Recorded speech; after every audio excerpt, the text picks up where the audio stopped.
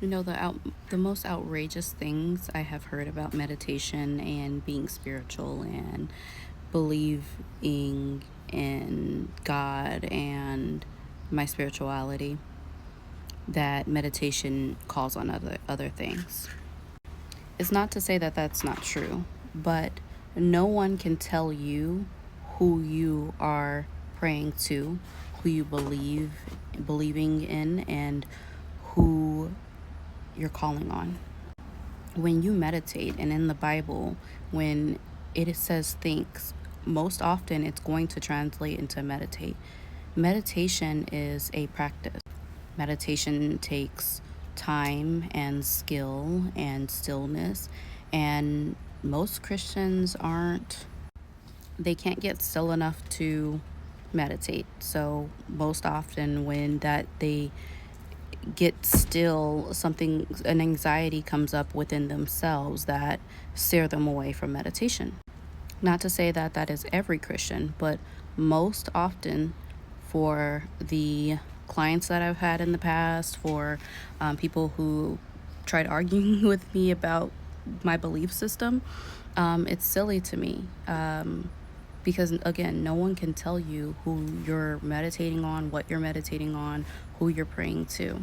As long as you know your belief system and you are getting still enough calling on God, you are getting still enough calling on answers, when you're still enough to really wrestle with God wrestle with God into alignment, that's a hard practice. So this is just your encouragement. If you are a holistic meditation healing person, such as I, don't let anyone steer you away from your practice and your skill and calling on God through those things. I mean, my whole life I have been scared to light a candle and pray.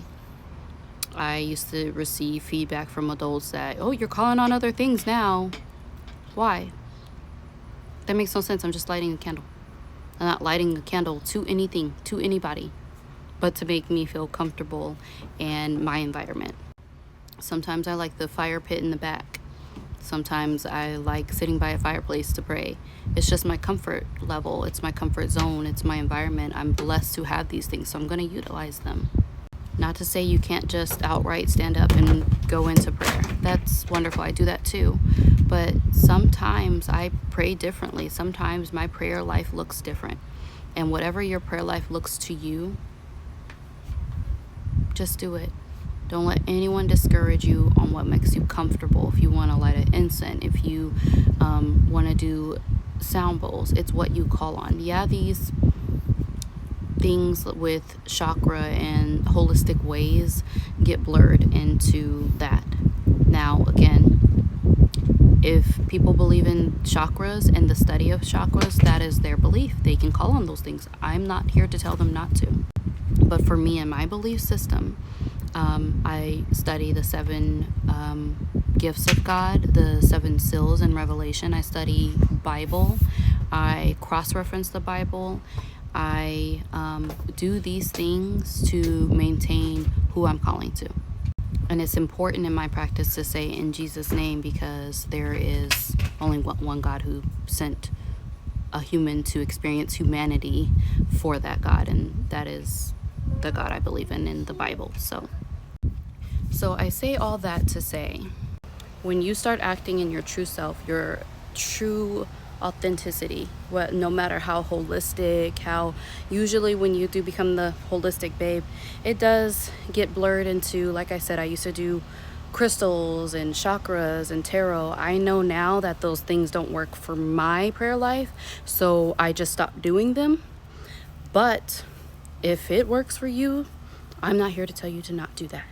For me, what worked best is aligning and alignment with calling on God only, and seeking answers into my own life, into my spirituality, into the people who are around me. When I start calling on those things and being still with those things and practicing those things within study and getting certified in different modalities, that's what helped me. That's all. That's my message for today.